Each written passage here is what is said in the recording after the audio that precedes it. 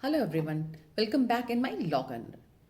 So friends, आज मैं मूल अधिकारों की श्रृंखला को आगे बढ़ाते हुए चर्चा करूंगी आर्टिकल 19, कॉन्स्टिट्यूशन के आर्टिकल 19, जिसमें स्वतंत्रता का अधिकार दिया हुआ है, जिसे राइट टू लिबर्टी कहते हैं। आज का हमारा विषय यही होगा, तो आइए चर्चा करते हैं। Protection of certain rights regarding to freedom of speech etcetera. भारतीय संविधान के अनुच्छेद 19 में भारतीय नागरिकों को कुछ स्वतंत्रताएं दी गई हैं, जो इस प्रकार हैं।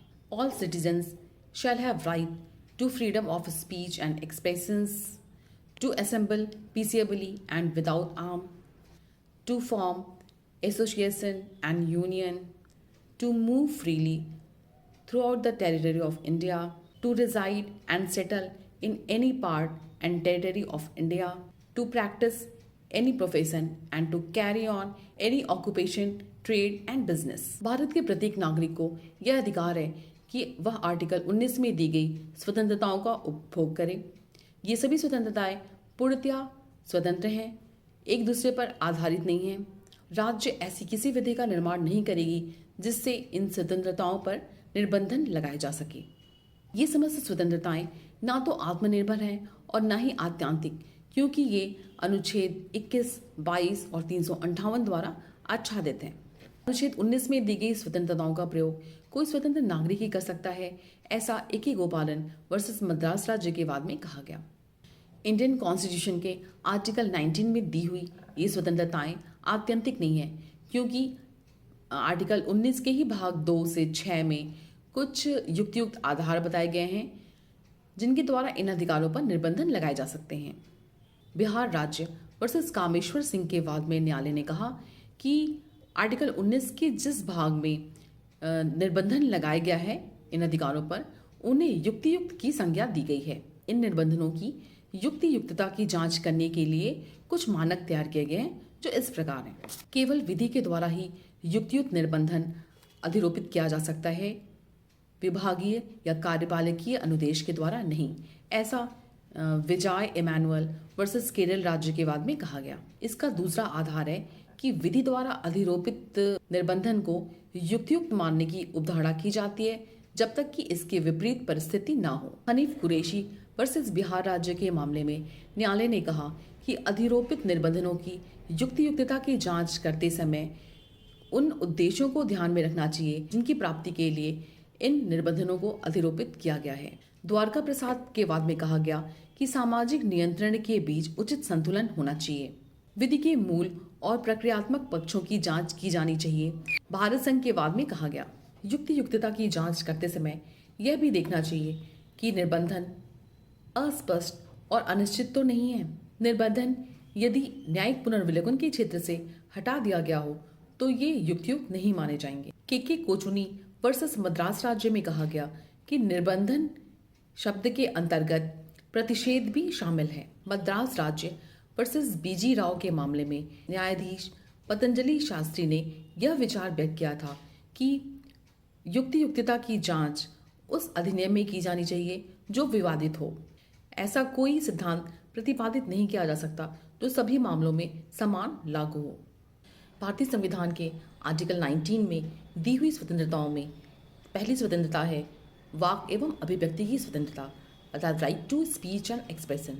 जैसा कि नाम से प्रतीत होता है, ये अधिकार प्रत्येक मनुष्य को बोलने का एवं अपनी बातों को अभिव्यक्त करने का अधिकार देता है। बोलना, अगर कोई व्यक्ति बोल नहीं सकता है तो वो अपने संकेतों से, भावों से लिखकर अपने शब्दों को अभिव्यक्त कर सकता है। यही है वाक एवं अभिव्यक्ति की स्वतंत्रता।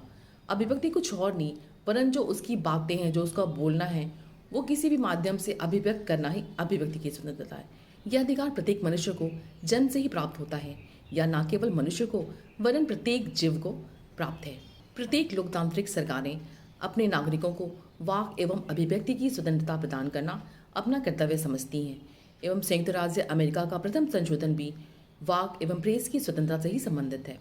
परंतु इस अधिकार का उपयोग समुदाय और राष्ट्र के व्यापक हित में अनुच्छेद 19(2) के में उल्लिखित निबंधनों के अधीन रहते हुए ही किया जा सकता है। ऐसा एस रंगनाथन वर्सेस जगजीवन राम के वाद में कहा गया।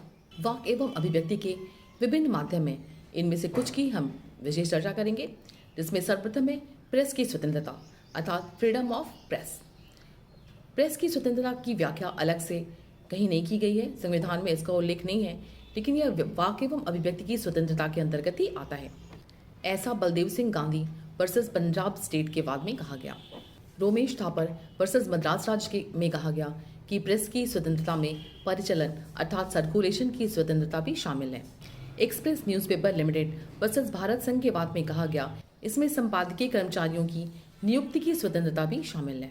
Bennett Coleman and company versus Bharat संघ के वाद में कहा गया कि इसमें बिना सेंसर लिखने और प्रकाशन करने का अधिकार भी सम्मिलित है।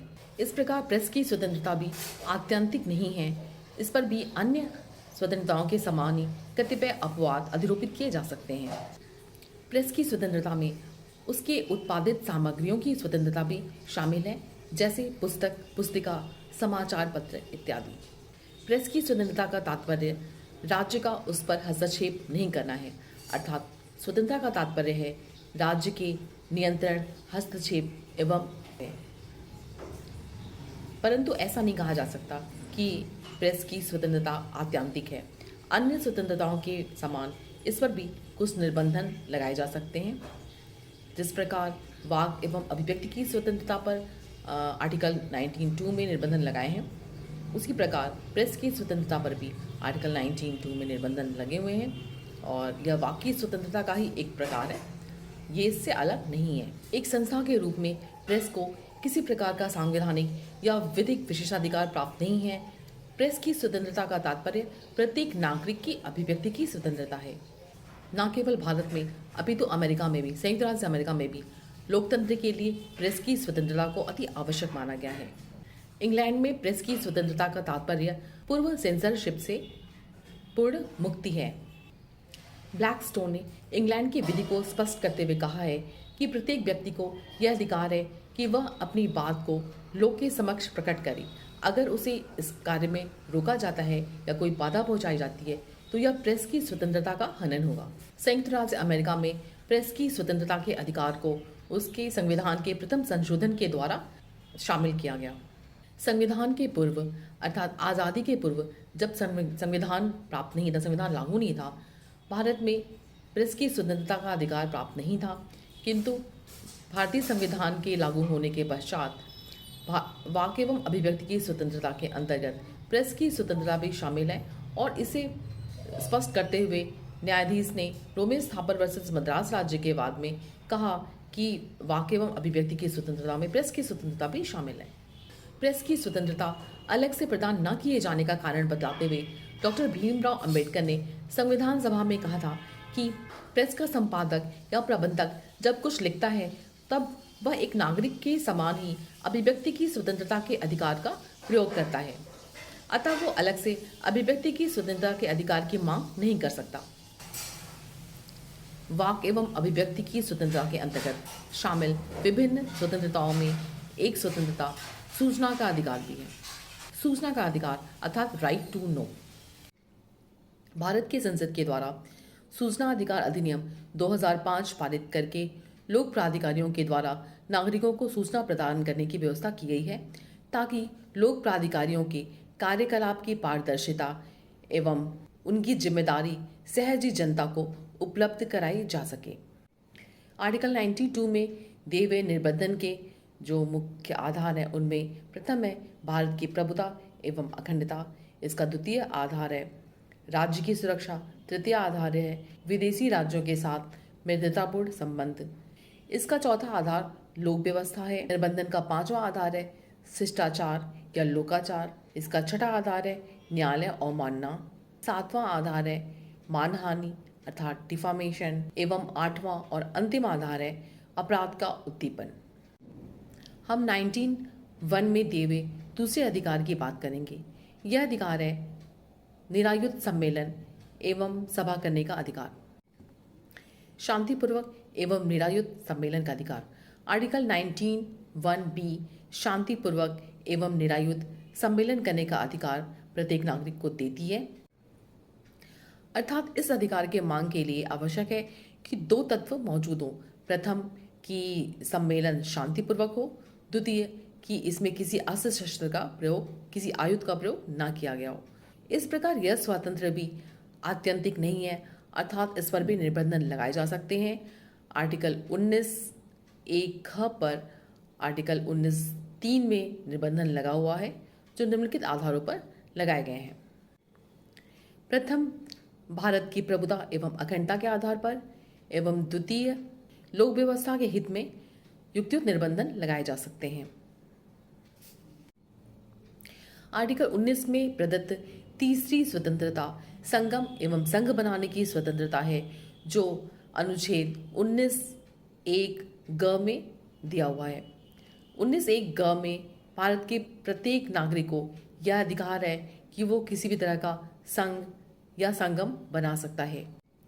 संघ एवं संगम बनाने की स्वतंत्रता भी आत्यंतिक नहीं है, क्योंकि इस पर भी अनुच्छेद 19 के खंड 4 द्वारा युक्तियुक्त निर्बंधन अधिरोपित किया गया है, जिसमें प्रथम, भारत की संप्रभुता एवं अखंडता के आधार पर, द्वितीय, लोक व्यवस्था एवं तृतीय, लोक नीति या सदाचार के आधार पर निर्बंधन अधिरोपित किया जा सकता है। संघ या संगम बनाने की स्वतंत्रता केवल उसके निर्माण तक ही सीमित नहीं है, अपितु उसके निरंतर चलते रहने तक विस्तृत है।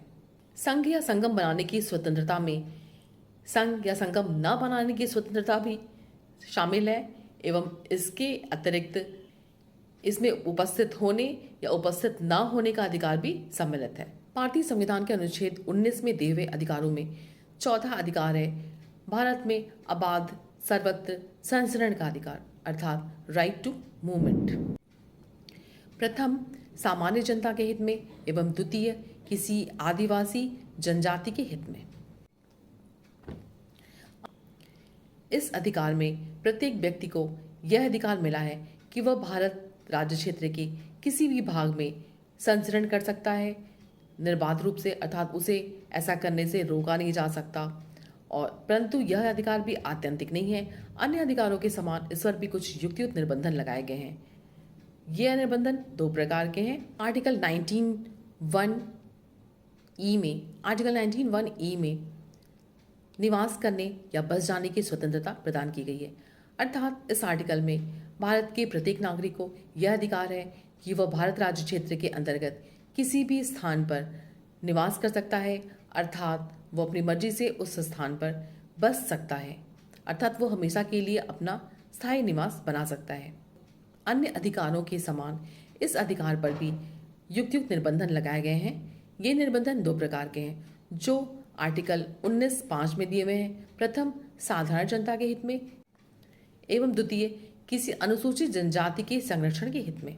भारतीय संविधान के अनुच्छेद 19 में दिए हुए अधिकारों में अंतिम अर्थात छठा अधिकार है वृत्ति, उपजीविका, व्यापार या कारोबार स्वातंत्र्य। यह अधिकार भारत के प्रत्येक नागरिक को यह स्वतंत्रता देता है कि वह कोई भी वृत्ति या कारोबार अपनी उपजीविका चलाने के लिए कर सकता है, परंतु यह अधिकार भी आत्यंतिक नहीं है। इस पर भी अन्य अधिकारों के समान युक्तियुक्त निर्बंधन लगाए गए हैं, जो आर्टिकल 19(6) में दिया हुआ है। प्रथम निर्बंधन साधारण जनता के हित में है, एवं द्वितीय में पहला भाग जो है वो है किसी तकनीकी अर्हता से संबंधित है, एवं द्वितीय निर्बंधन लाभ अर्जन से संबंधित है।